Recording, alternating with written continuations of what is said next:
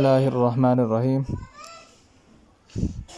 آج کا سوال یہ ہے کہ شب برات کی رات عبادت کرنا اور کھانے کا اہتمام کرنا کیسا ہے؟ اس کا جواب یہ ہے کہ 15 شعبان یا شب برات سے متعلق مختلف صحابہ کرام رضی اللہ تعالی عنہم اجمعین سے روایات مروی ہیں، جن کا خلاصہ یہ ہے کہ اس رات اللہ رب العزت کی خصوصی رحمتوں کا نزول ہوتا ہے۔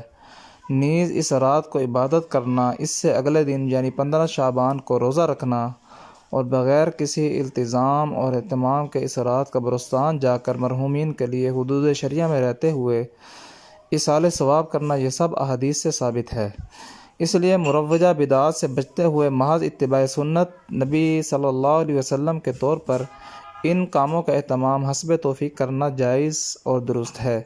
اس رات یا دن میں خاص طور پر کھانے پینے کی اشیاء بنانا اور تقسیم کرنا چونکہ احادیث سے ثابت نہیں، اس لیے اس کا اہتمام کرنا بدعت ہے، لہذا اس طرح کے کھانے پینے سے اجتناب کرنا چاہیے۔ اور اگر مقصود مرحومین کو ایصال ثواب کرنا ہو تو اس کے لیے کسی مہینے یا دن کا انتظار نہیں کرنا چاہیے، بلکہ کسی بھی دن جو میسر ہو صدقہ کر کے اس کا ثواب بخش دیا جائے۔